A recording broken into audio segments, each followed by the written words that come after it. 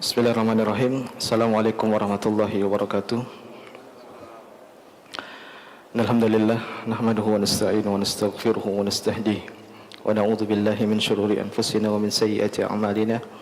Man yahdihillahu fala mudilla lahu wa may yudlilhu fala hadiya lahu. Asyhadu an la ilaha illallah wahdahu la syarika lahu wa asyhadu anna Muhammadan abduhu wa rasuluh. Qala Allahu azza wa jalla ya ayyuhalladzina amanu taqullaha haqqa tuqatih wa la tamutunna illa wa antum muslimun, amma ba'd. Alhamdulillah, segala puji bagi Allah Subhanahu wa taala yang masih memberikan kita nikmat hidayah, nikmat iman, nikmat Islam, sehingga pada siang hari ini kita bisa kembali berkumpul melaksanakan kewajiban kita, yaitu melaksanakan salat zuhur berjamaah. Kemudian kita lanjutkan sebentar dalam suatu majelis ilmu yang mudah-mudahan majelis ini diberkahi oleh Allah Subhanahu wa taala dan menjadi tambahan pemberat timbangan kita di hari kiamat kelak. Amin ya rabbal alamin. Salawat dan salam kita curahkan kepada Nabi kita Muhammad sallallahu alaihi wasallam, juga kepada putra-putri beliau, kepada istri-istri beliau, kepada para sahabat beliau dan seluruh orang-orang yang mengikuti jejak beliau hingga hari kiamat kelak. Ikhwani fiddin, jamaah semoga dirahmati oleh Allah Subhanahu wa taala. Kita lanjutkan pembahasan kita berkaitan dengan fiqhun nikah yang pada pertemuan sebelumnya kita telah membahas berkaitan dengan apa itu definisi nikah, kemudian juga tentang dalil-dalil yang menunjukkan tentang disyariatkannya pernikahan dan beberapa hikmah yang kita sebutkan berkaitan dengan pensyariatan pernikahan. Pada kesempatan kali ini kita lanjutkan, kita bahas tentang yang kita belum baca, itu berkaitan dengan hikmah disyariatkannya pernikahan. Saya ringkas saja karena pada pertemuan sebelumnya telah kita sebutkan beberapa hikmah. Di sini beliau mengatakan yang pertama adalah pernikahan itu akan menjaga kehormatan diri seorang. Kehormatan pernikahan itu akan menjaga kehormatan diri seseorang. Karena Allah Subhanahu wa taala itu telah menciptakan manusia, di dalam dirinya itu ada insting yang namanya tabiat untuk suka terhadap lawan jenisnya. Jadi setiap manusia punya insting, punya keinginan untuk bisa berhubungan dengan lawan jenis. Hasrat tersebut atau tabiat tersebut, maka jalan syariat yang dibukakan oleh Allah Subhanahu wa taala yaitu melalui pintu pernikahan. Karenanya kalau orang menikah, maka kehormatan dirinya akan terjaga. Kalau dia tidak menikah, maka dia bisa memenuhi hasrat tersebut melalui pintu-pintu yang diharamkan oleh Allah Subhanahu wa taala.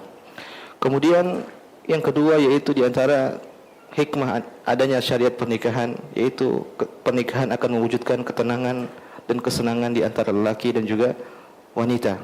Artinya tujuan pernikahan itu, kata Allah Subhanahu wa taala, untuk mendapatkan kebahagiaan, untuk mendapatkan ketenangan dan untuk mendapatkan kesenangan. Karena Allah Subhanahu wa taala berfirman, "Wa min ayatihi an khalaqa lakum min anfusikum azwajan litaskunu ilaiha wa ja'ala bainakum mawaddatan wa rahmah." Kata Allah Subhanahu wa taala, di antara tanda-tanda kekuasaan Allah Subhanahu wa taala itu Allah Subhanahu wa taala menciptakan kalian istri-istri dari jenis diri kalian. Untuk apa kata Allah Subhanahu wa taala? Litaskunu ilaiha, agar kalian tentram, tenang di sisinya. Wa ja'ala bainakum mawaddah, dan Allah Subhanahu wa taala jadikan di antara kalian itu saling cinta atau saling kasih sayang, wa rahmah, dan saling rahmat. Inilah jamaah semoga dirahmati Allah Subhanahu wa taala. Tujuan pernikahan apa tadi? Ketenangan, ketentraman dan kebahagiaan didapatkan dalam pernikahan. Karena yang menjadi masalah kalau ada pernikahan yang mungkin sudah berjalan bertahun-tahun, ternyata di dalam pernikahan tersebut tidak didapati tujuan ini, maka ada masalah berarti pernikahan tersebut. Mungkin keluarga tersebut bisa introspeksi lagi, mungkin ada kesalahan dalam pernikahannya. Toh kalau memang dalam pernikahan tersebut mungkin sudah tidak bisa dilanjutkan, atau mungkin sudah saling benci, sudah tidak bisa islah, maka nanti ada namanya syariat, namanya perpisahan antara suami dan istri. Dan inilah di antara kesempurnaan Islam. Coba bayangkan kalau ada pernikahan, seorang lelaki dan wanita menikah, kemudian dalam pernikahan tersebut tidak ada kecintaan.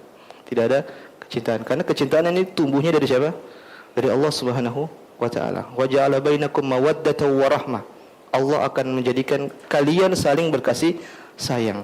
Kalau ternyata dalam pernikahan tersebut tidak ada kasih sayang di antara suami dan istri, di antara kesempurnaan Islam kata para ulama, maka Allah pun syariatkan namanya adalah syariat perceraian, entah itu talak, entah itu khulu atau itu fasakh. Karena bagaimana mungkin coba kalau orang menikah kemudian diharamkan berpisah, coba bayangkan. Ternyata suami dan istri tidak bahagia. Terus diharamkan perpisahan, harus pernikahan terus berlanjut sampai meninggal, coba bayangkan. Maka bahkan banyak namanya kezaliman. Mungkin ada suaminya mungkin selingkuh lagi, berzina lagi, istri juga demikian. Maka di sana ada namanya perceraian. Insyaallah nanti kalau ada kesempatan kita akan bahas berkaitan dengan hal tersebut. Intinya poin kedua yang saya ingin sampaikan di sini bahwasanya di antara hikmah pernikahan adalah mendapatkan kebahagiaan. Kemudian yang ketiga yaitu hifdzun nasab, yaitu menjaga nasab. Di antara hikmah pernikahan adalah menjaga nasab. Bayangkan kalau orang menikah, dia akan mendapatkan keturunan.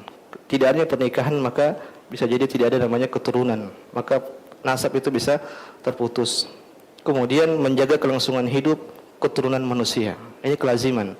Jadi yang ketiga tadi menjaga nasab, misalnya kita menikah pasti kita punya anak insyaallah, maka anak itu akan melanjutkan nasab kita. Poin berikutnya yang keempat yaitu menjaga kelangsungan hidup. Bayangkan kalau di zaman kita ini orang tidak mau menikah. Tidak mau menikah dan tidak mau punya anak, maka habis generasi kita. Generasi kita habis. Kemudian selanjutnya itu menjaga keluhuran akhlak agar tidak terjumus dalam jurang zina. Menjaga keluhuran akhlak agar tidak terjumus dalam jurang zina. Bayangkan kalau tidak ada pernikahan, maka tadi saya sebutkan di awal, maka orang akan memenuhi hasratnya yang Allah Subhanahu wa taala telah berikan kepada dia, instingnya, dia akan lewati jalur-jalur yang diharamkan oleh Allah Subhanahu wa taala. Inilah jamaah semoga dirahmati Allah Subhanahu wa taala di antara hikmah yang disebutkan oleh muallif dalam kitab Fiqhul Muyassar berkaitan dengan hikmah dari ibadah pernikahan. Jamaah semoga dirahmati Allah Subhanahu wa taala, selanjutnya yang ingin dibahas pada hari ini yaitu berkaitan dengan hukum nikah sendiri. Hukum pernikahan. Secara umum para ulama menjelaskan nikah itu hukumnya sunnah. Secara asal. Secara asal hukum pernikahan itu adalah sunnah. Namun nanti ada hukum turunannya. Bisa jadi seseorang itu dia terhukumi wajib, bisa jadi dia terhukumi sunnah, bisa jadi dia terhukumi makruh, bahkan sampai haram. Jadi asalnya itu sunnah, kemudian ada turunannya, dan ini setiap orang berbeda-beda. Mungkin saya berbeda dengan si A, si A juga berbeda dengan si B. Tergantung kondisinya.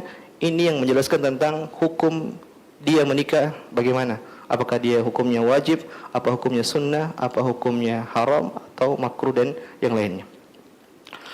Di sini muallif mengatakan hukmun nikah yakhtalifu hukmun nikah min syakhsin al-akhar. Setiap orang itu berbeda-beda hukum nikah. Masing-masing orang berkaitan dengan pernikahan itu hukumnya berbeda-beda. Beliau mengatakan yang pertama, ada orang yang hukumnya wajib, dia wajib menikah. Kapan itu? Idza kana asy-syakhsu yakhafu ala nafsihi min al-wuqu'i fi zina. Kalau orang ini dia khawatir bahwasanya dirinya akan terjerumus dalam perzinahan. Wa kana qadiran ala takalifiz zawat wa nafaqatih. Dan orang ini pun punya kemampuan untuk tanggung jawab pernikahan dan bisa menafkahi. Lianna zawaj tariqu ifafihi wa saunihi anil wuqu' fil haram. Karena pernikahan itu bisa menjaga dirinya dari terjatuh dalam perbuatan-perbuatan yang haram. Fa in lam yastati fa alaihi bis-shaum. Kalau dia tidak bisa menikah, tidak mampu, maka bagi dia untuk berpuasa. Wal yasta'fif hatta yughniyahu Allahu min fadlih. Dan dia bersabar sampai Allah Subhanahu wa taala memberikan karunia-Nya kepada dia. Ikhwani fid din, bisa kita simpulkan dari redaksi yang dituliskan oleh muallif di sini penulis bahwasanya ada seorang yang dia hukum nikah itu wajib bagi dia. Hukum nikah itu wajib bagi dia. Kapan orang ini dia wajib? Yang pertama itu tatkala dia punya kemampuan untuk menikah. Dia punya kemampuan untuk menikah. Artinya takalif nikah itu misalnya dia bisa kasih mahar, kemudian bisa mungkin bikin walimah kecil-kecilan. Dan kemampuan di sini saya ulang bukan kemapanan. Tidak mesti orang mau nikah itu harus mapan dulu, enggak mesti. Bahkan Ibnu Utsaimin rahimahullahu taala beliau menjelaskan, seorang yang penting dia punya mahar, bisa bayar mahar, bisa walimah mungkin kecil-kecilan, maka dia menikah. Dan dia punya kemampuan untuk bekerja, maka dia nikah. Urusan nanti makan setelah menikah serahkan kepada Allah Subhanahu wa taala. Kata beliau, betapa banyak orang yang dahulunya kaya, mungkin mampu, ketika menikah jatuh miskin. Sebaliknya, orang yang enggak punya apa-apa awal pernikahan, Allah kasih karunia sama dia. Akhirnya artinya hartanya bertambah. Dan ini kita rasakan, sebagian kita, mungkin dulu kita punya awal-awal nikah gajinya enggak besar lah, cukup untuk sendiri mungkin. Setelah menikah, tiba-tiba Allah tambah rezekinya, cukup berdua sama istri.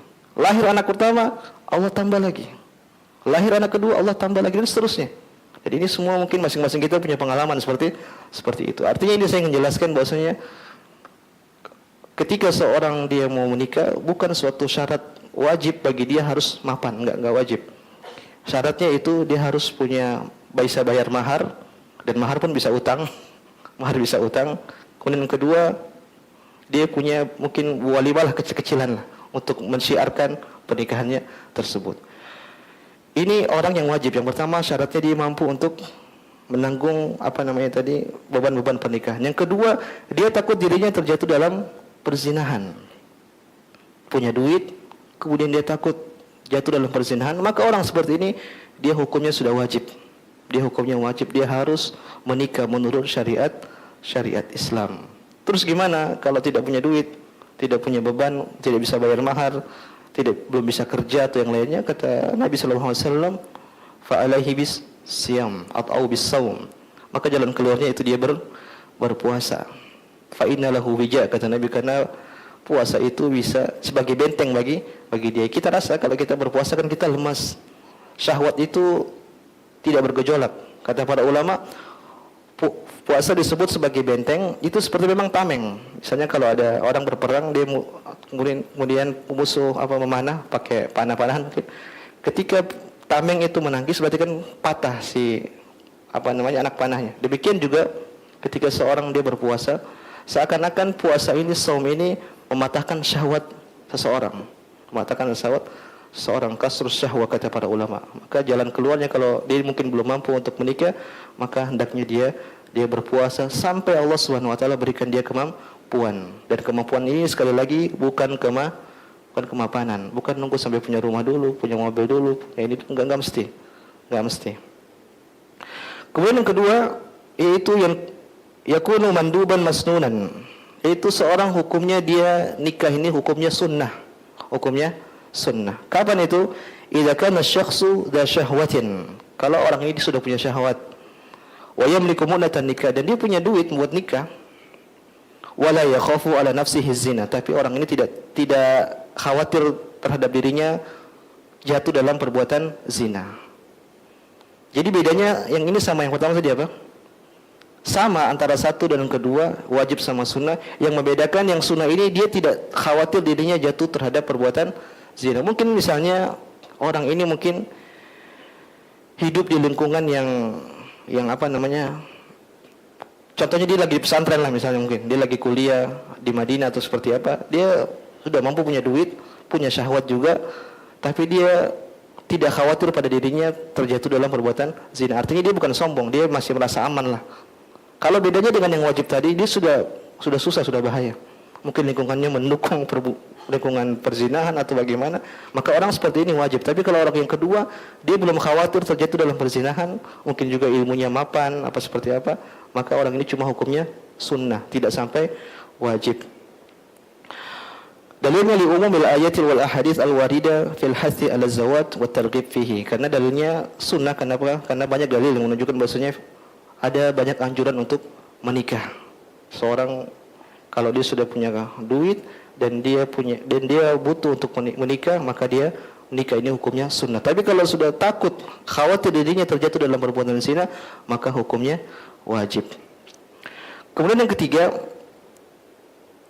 yaitu seorang yang dia menikah hukumnya itu makruh. Hukumnya makruh. Bagaimana itu orang ini? Orang ini kata muallif, idza kana asy-syakhsu ghairu muhtaj ilaihi. Orang ini dia nggak butuh nikah. Berarti dia mungkin ada contoh di sini, bi an kana inninan, seperti orang yang impoten. Impoten apa? Impoten. Au kabir, misalnya dia orang sudah tua, sudah sepuh mungkin bisa jadi. Au maridun la syahwata lahuma, atau orang yang sakit yang benar-benar enggak punya syahwat.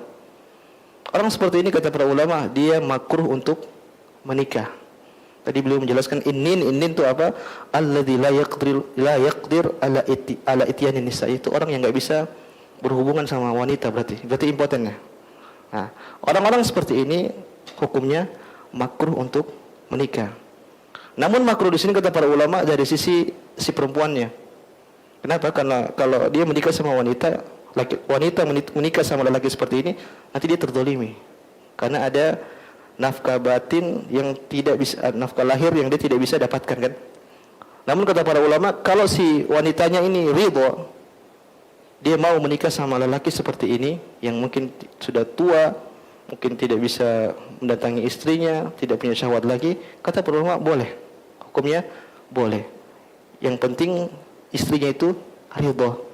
Karena makruh di sini dijatuhkan kepada dari sisi istrinya.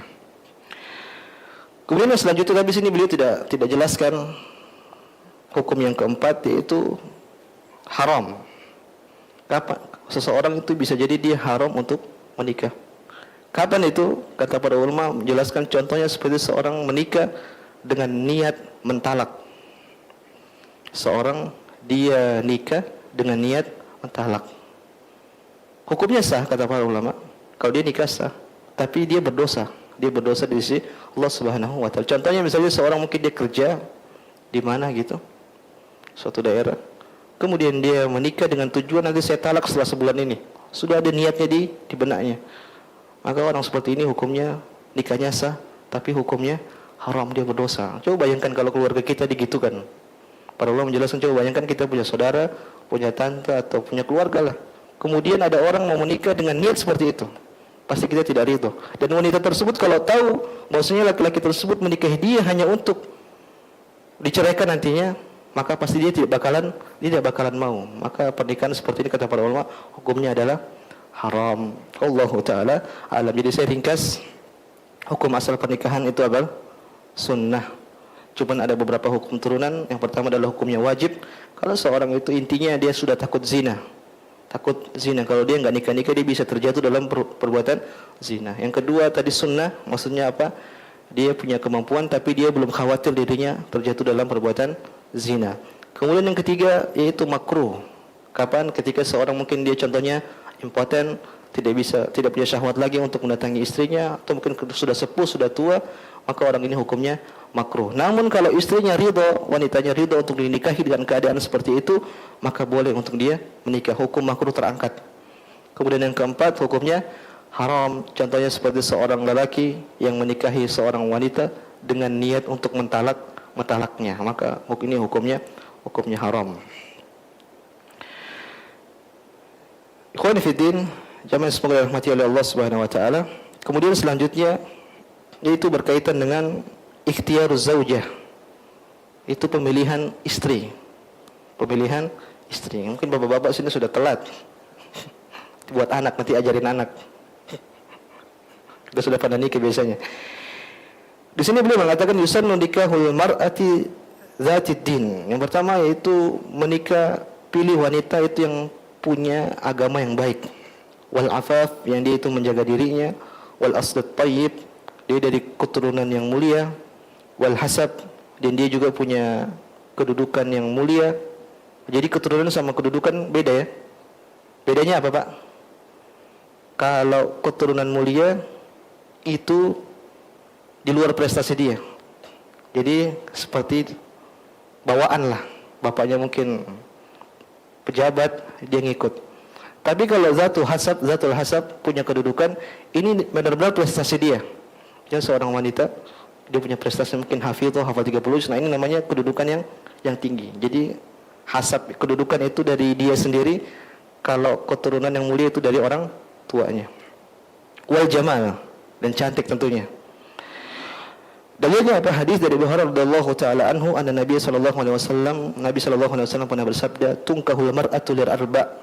Wanita itu biasanya dinikahi atas 4 hal. Atas 4 hal. Yang pertama, lima liha, karena hartanya. Yang kedua, lihasabiha, karena kedudukannya. Bisa jadi dia anaknya orang kaya, atau bisa jadi memang dia punya nasab, punya kedudukan tersendiri dari dianya sendiri. Kemudian yang ketiga, lijamaliha, atau kecantikannya. Ada 3. Pertama, hartanya, kedudukannya, kecantikannya. Kemudian yang terakhir Nabi mengatakan walidiniha, dan juga terkadang wanita itu dinikahi karena agamanya. Kemudian Nabi mengatakan fadhfar bidzatid din. Dari keempat tadi, saya ulang apa tadi? Harta, kedudukan, kecantikan, dan agama. Kata Nabi, fadhfar bidzatid din, pilih yang agamanya. Pilih agamanya, pilih yang agamanya terbaik. Taribat yadak. Taribat yadak kalau kita artikan gampangannya, kau akan beruntung. Kau akan beruntung. Maka di sini beliau mengatakan fayah harus ada zatid din fil maqamil awal. Maka seorang kalau dia mau menikah dari 4 tadi kriteria yang disebutkan oleh Nabi sallallahu alaihi wasallam, maka harusnya dia jadikan agama itu sebagai prioritas pertama, sebagai prioritas pertama. Wa yaj'al dzalika asasal ikhtiyar la ghairah, dan dia jadikan sebagai landasan utama, sama prioritas utama dari selainnya. Jadi misalnya kalau ada 4 wanita, yang satunya punya kedudukan, yang satunya cantik, yang satunya kaya, yang satunya beragama baik. Kalau disuruh milih dari 4 ini, alhamdulillah kalau bisa terkumpul dalam satu wanita, tapi jarang. Kalau disuruh 4 ini, Nabi kasih solusi, pilih yang paling baik agamanya. Ini kalau kita pengen dapat wasiat, kita sering biasanya kalau ada masalah kita nanya sama ustadz, sama kiai, ustadz saya mau menikah begini. Ikut sarannya Nabi. Atau mungkin ada 4 pilihan, 5 pilihan. Saran Nabi, kata Nabi, pilih yang punya agama, yang agamanya baik. Taribat tiada, kata Nabi, maka kau akan beruntung. Karena kita lihat betapa banyak wanita, mungkin bisa jadi dia hartanya banyak, tapi dia agamanya buruk, artinya dia semena-mena sama suaminya. Dia tidak tanggung jawab hak suami, artinya dia tidak kerjakan. Sebaliknya mungkin ada yang punya kedudukan, malah bisa jadi nanti merendahkan suaminya. Mungkin dia dari anak kalangan orang kaya, kemudian bapaknya, mertuanya mungkin punya kedudukan, akhirnya nanti dia bisa jadi, tapi tidak semua. Jadi semena-mena. Kemudian cantik, saking cantiknya bisa jadi dia semena-mena juga. Dan dia tahu saya laku kok sama siapapun. Bisa jadi seperti itu. Maka kata Nabi, pilih yang agamanya yang terbaik. Kalau dia agamanya baik, maka otomatis nanti akhlaknya baik, dia akan bertanggung jawab, dia akan menikah seakan-akan dia dapat meresapi bahwa dia sedang benar-benar sedang beribadah kepada Allah Subhanahu wa taala. Ikhwan, cuma yang jadi masalah wanita solehah itu seperti apa? Wanita solehah seperti apa? Ibnu Utsaimin rahimahullahu taala, tadi kan Nabi mengatakan fadhfar bidzatid din, pilih wanita yang agamanya bagus. Ibnu Utsaimin ketika menjelaskan tentang wanita salehah, beliau membawakan ayat firman Allah Subhanahu wa taala dalam surat An-Nisa ayat 34. Beliau mengatakan, atau beliau membawakan firman Allah Subhanahu wa taala, "Fas-salihat qanitatun hafizatun lil ghaibi bima hafizallah." Wanita salehah menurut syariat Islam yaitu qanitat. Qanitat itu maknanya adalah khadiat, berarti dia selalu beribadah kepada Allah Subhanahu wa taala. Artinya wanita ini tunduk dan patuh terhadap ajaran Allah Subhanahu wa taala. Ini kriteria pertama. Kemudian kriteria kedua, kata Allah Subhanahu wa taala, hafizatun lil ghaib. Dia itu menjaga dirinya ketika tidak berada sama suaminya. Dia menjaga apa-apa yang harusnya dia jaga ketika dia tidak bersama suami. Misalnya begini, suaminya tahu, suaminya nggak suka kalau istrinya melakukan A. Maka ketika suaminya tidak ada, ini wanita ini tetap menjaga itu, dia tetap jaga hak-hak tersebut. Kalau di depan suaminya mungkin dia bisa menjaga. Misalnya saya contohkan misalnya suaminya tidak suka kalau istrinya nonton film Korea. Misalnya suaminya tidak suka kalau istrinya nonton film Korea. Maka ketika suaminya kerja, maka wanita yang soleha, wanita ini tidak akan nonton film Korea. Artinya dia menjaga, dia patuh terhadap apa yang Allah Subhanahu wa taala istrinya tidak suka kepada dirinya, maka dia ketika suaminya tidak ada, maka dia lakukan hal tersebut. Cuman yang jadi masalah, ini kedua kriteria tadi, tunduk dan patuh kepada Allah Subhanahu wa taala. Yang kedua kita simpulkan dia tunduk dan patuh kepada suaminya. Tapi yang jadi masalah kan kita belum nikah sama dia. Terus kita bagaimana bisa tahu kalau wanita ini akan demikian, akan menjadi wanita salehah? Ibnu Utsaimin rahimahullah taala beliau jelaskan begini. Lihat keluarganya. Lihat keluarganya. Lihat ibunya, lihat bapaknya, lihat adiknya, lihat kakaknya, atau lihat orang sekeliling dia. Karena kata Ibnu Utsaimin rahimahullah taala, kenapa kita lihat keluarganya atau sekitarnya? Karena orang itu akan seperti lingkungannya. Karena seorang itu akan berakhlak seperti lingkungannya. Pasti itu kata beliau. Meskipun kalau tidak seperti lingkungannya, minimal mirip. Minimal mirip. Maka ini jalan keluar. Kalau kita ingin menikahi seorang, menikahi wanita, kita lihat bagaimana keluarganya. Misalnya kita lihat bapaknya akhlaknya seperti apa, ibunya seperti apa, kakaknya seperti apa, adiknya seperti apa. Inilah yang cerita kata Ibnu Utsaimin, kalau wanita ini ternyata dia waktu kecil atau hidupnya mungkin semasa hidup dia tidak hidup sama keluarganya, bisa jadi. Misalnya dia di pondok, berarti kan dia tidak sama orang tuanya, atau mungkin dia dititipkan di neneknya. Maka yang kita lihat siapa? Neneknya. Seperti apa kehidupan neneknya? Seperti itu. Ini clue yang dijelaskan oleh Ibnu Utsaimin rahimahullahu ta'ala. Maka kalau kita ingin menikahi seorang, ya pertama boleh kita tanya sama teman-temannya, tapi kita lihat keluarganya.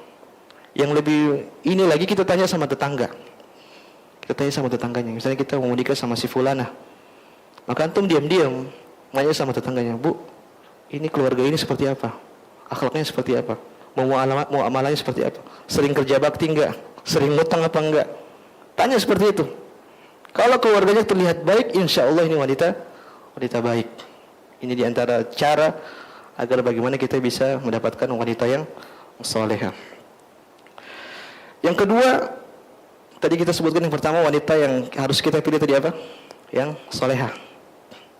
Yang kedua, beliau mengatakan di sini ikhtiyaru zaujatil walud. Pilih wanita yang al-walud. Apa kemarin kita terjemahkan? Yang banyak anak apa? Subur. Sunnahnya yang kedua itu pilih wanita yang subur. Li hadithi Anas bin radhiyallahu taala anhu an Nabi sallallahu alaihi wasallam qala tazawwajul wadudul walud fa inni mukatsirun bikumul umam yaumal qiyamah. Kata Nabi sallallahu alaihi wasallam, nikahilah wanita yang al-wadud, yang punya kasih sayang cinta yang besar, dan al-walud yaitu wanita yang subur. Fa inni mukatsirun bikumul umam yaumal qiyamah, karena saya akan berbangga dengan banyaknya umat pada hari kiamat. Ini sunnah yang kedua, yaitu pilih wanita yang subur. Bagaimana cara melihat wanita subur? Kembali sama kayak tadi, lihat keluarganya. Bisa lihat ibunya, bisa lihat kakaknya, atau keluarganya lah, kerabat-kerabatnya. Kemudian yang ketiga, yusannu ikhtiyarul bikr. Saleha, subur. Yang ketiga, pilih yang gadis. Pilih yang gadis. Bikr itu gadis apa? Perawan. Ini sunnahnya demikian. Li hadithi Jabir radhiyallahu taala anhu anna Nabi sallallahu alaihi wasallam qala, karena Nabi dalam hadis Jabir, Nabi sallallahu alaihi wasallam pernah berkata kepada Jabir, "Fahala bikran tulaibuha wa tulaibuka?" Wahai Jabir, kenapa kau tidak menikahi wanita perawan sehingga kau bisa main sama dia dan juga bisa main sama engkau? Artinya saling bermain. Illa idza kanat hunaka maslahatun turajjihu nikah as-sayyib, kecuali kalau ada maslahat untuk menikahi janda. Jadi di sini dalam hadis tersebut dalilnya kenapa disunahkan menikah yang perawan. Ini Jabir radhiyallahu taala anhu, suatu kesempatan dia menikah sama seorang janda. Dia menikah sama seorang janda. Kemudian ketemu Nabi, Nabi tanya, "Wahai Jabir, kenapa kau enggak nikah sama yang perawan, yang gadis? Sehingga kau bisa bermain-main dengan dia dan dia juga bisa bermain-main sama engkau." Kata Jabir, "Ya Rasulullah, bapak saya baru meninggal dan saya punya saudari itu banyak. Dalam riwayat 7 atau 9. Saya nggak pengen saya nikah nambahin urusan saya di situ.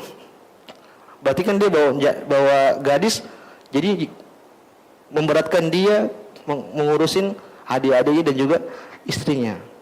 Maka Jabir pintar. Jabir pilih wanita janda. Maka para ulama menyebutkan bahwasanya asalnya kalau seorang menikah hukumnya sunnah untuk dia mencari wanita yang perawan, yang gadis. Tapi kalau ada maslahat di balik itu seperti yang dilakukan seperti Jabir ini, maka tidak mengapa untuk dia menikah seorang janda. Mungkin bisa jadi dia ingin membantu atau yang lainnya, tidak masalah. Tidak masalah. Kemudian di antara sunnah juga tidak disebutkan dalam buku ini, yaitu seperti Syekh Khoslan, beliau menjelaskan bahwasanya kalau bisa menikah yang ajnabi. Maksudnya adalah nikahi wanita yang bukan dari keluarga kerabat. Bukan dari wanita kerabat. Karena kita boleh menikahi sepupu, mungkin anaknya sepupu lah. Sepupu biasanya kan boleh. Kata Syekh Khoslan hafizahullah taala, ini dia mufti di Saudi yang sekarang tidak percaya. Beliau mengatakan kalau bisa jangan menikahi wanita kerabat, keluarga. Kenapa? Karena pernikahan itu tidak aman dari namanya ribut.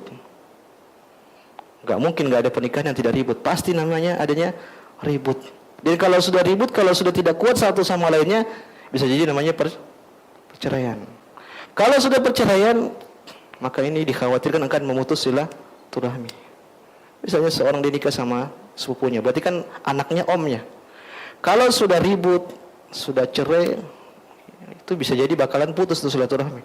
Si om itu nggak mau hubungan lagi sama keponakannya ini, dan keponakan ini juga tidak mau berhubungan sama omnya. Maka kata beliau kalau bisa menikahi wanita ajnabi, yaitu wanita yang bukan dari kerabat keluarga, sehingga kalau ada permasalahan maka tidak akan memutuskan silaturahmi. Wallahu taala a'lam.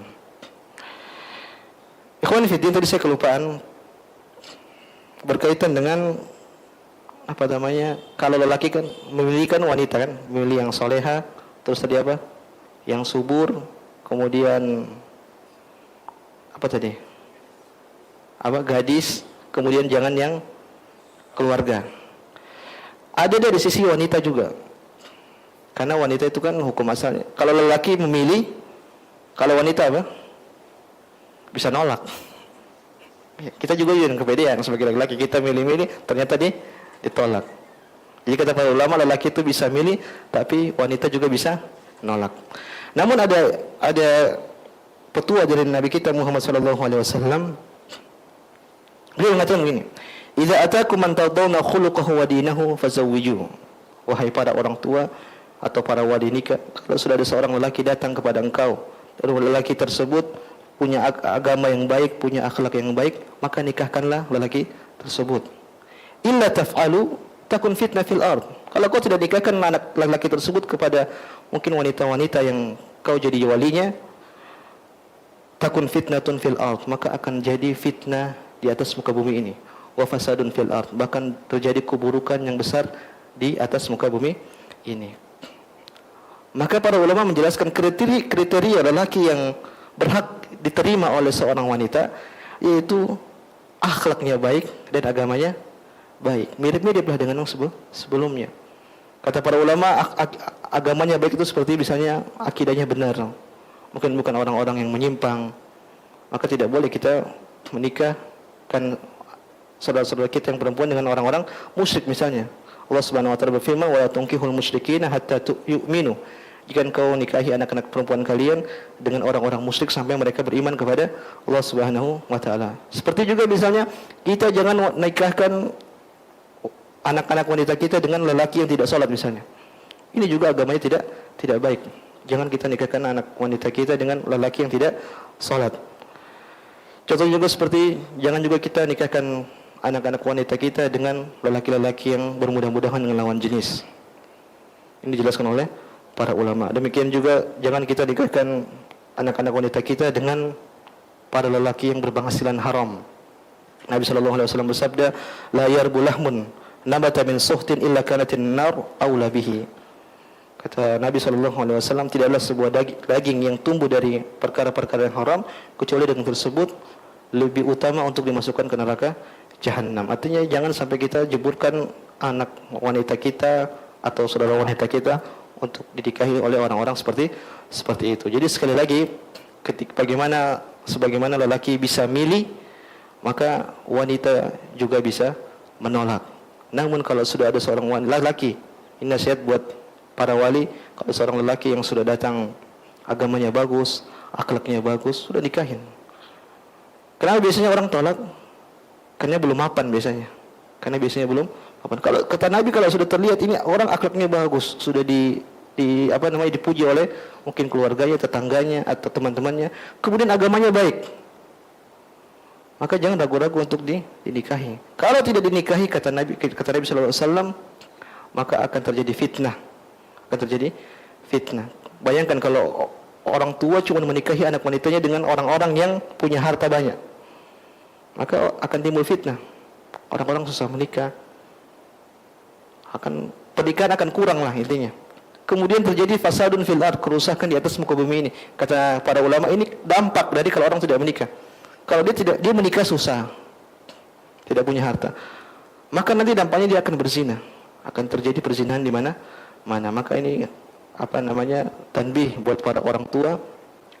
Kalau ada punya anak wanita misalnya, kemudian ada seorang laki yang sudah datang minta untuk menikahi anaknya tersebut, ternyata orang ini agamanya bagus, akhlaknya bagus, meskipun belum mapan, ya sudah nikahkanlah. Insyaallah Allah akan memberi kemampuan buat mereka berdua. Dan ini janji Allah Subhanahu wa taala. Allah Subhanahu wa taala dalam hadis Nabi mengatakan, di antara orang yang dijamin oleh Allah Subhanahu wa taala yang Allah akan berikan kemampuan kepada dia, itu salah satunya kata Nabi, yaitu seorang yang dia menikah yuridul afaf, yang dia menikah untuk tujuan menjaga harga dirinya, untuk menjaga agar tidak terjatuh dalam perbuatan haram.